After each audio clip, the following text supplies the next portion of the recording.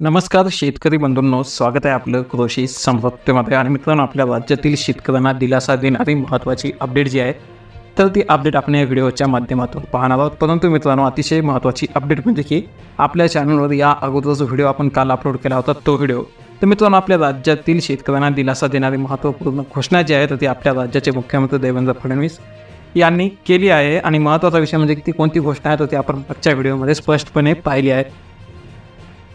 तर मित्रांनो, त्या संदर्भात आज काही महत्त्वाची माहिती जी आहे तर ती समोर आली आहे.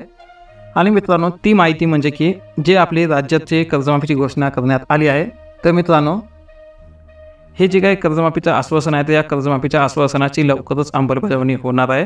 आणि हा जो काही निर्णय घेण्यात आलेला आहे तर या निर्णयाच्या पार्श्वभूमीवर एका उच्चस्तरीय समितीची स्थापनासुद्धा करण्यात आली आहे. आणि ही स्थापना करण्यात आली असून याच समितीमार्फत फक्त गरजू आणि खऱ्या अर्थाने अडचणीत सापडलेल्या शेतकऱ्यांना कर्जमाफीचा लाभ हा जो आहे तो मिळणार आहे. म्हणजेच की नेमक्या कोणत्या शेतकऱ्यांना हा लाभ मिळणार आहे आणि कोणते शेतकरी यापासून वंचित राहणार आहेत, नेमके याचे निकष काय असणार आहेत या संदर्भात थोडक्यात एक महत्त्वाची माहिती जी आहे तर ती आपल्या राज्याचे महसूल मंत्री चंद्रशेखर बावनकुळे यांनी स्पष्ट केली आहे. आणि मित्रांनो, ती जी काय प्रक्रिया आहे काय ते पाहायचं झालं तर विशेष म्हणजे की या कर्जमाफीसाठी निवडक प्रक्रिया जी आहे ती असणार आहे. आणि या निवडक प्रक्रियेच्या माध्यमातून आपल्या गरजू शेतकऱ्यांनाच कर्जमाफीसाठी निवडण्यात येणार आहे.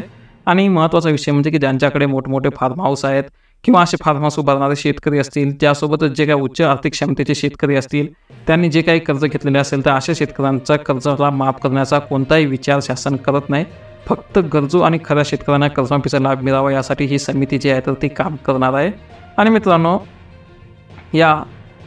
यापुढे मुख्यमंत्र्यांनी सांगितलं आहे की आपल्या पुढच्या काळामध्ये आपल्या शेतकऱ्यांना पुन्हा कर्जबाजारी होणार नाहीत आणि त्यांना बार कर्जमाफी देण्याची गरज पडू नये यासाठी आपल्या शेतकऱ्यांना कर्जबाजारी होणारच नाहीत याची काळजी घेण्यात येईल. आणि यासाठी शेती संबंधित संसाधनाच्या बळकटीवर राज्य सरकार जे आहे तर ते विशेष लक्ष केंद्रित केले आहे. आणि त्यासाठी मोठ्या प्रमाणामध्ये निधीची तरतूदसुद्धा करण्यात आली आहे. अशा प्रकारची घोषणा करण्यात आलेली आहे. त्यासोबत शेतीसोबतच मस्ती व्यवसाय असे जे काही व्यवसाय आहेत त्या व्यवसायसुद्धा उभारण्यात येणार असल्याचं त्यांनी सांगितलं आहे. तर आपल्या राज्यातील शेतकऱ्यांसाठी एक अतिशय महत्त्वाची अपडेट आहे. तर आपल्या जास्तीत जास्त शेतकरी बांधवांना एक महत्त्वाची माहिती नक्की शेअर करा. चॅनल जर नवीन असाल तर नक्की सबस्क्राईब करा. धन्यवाद.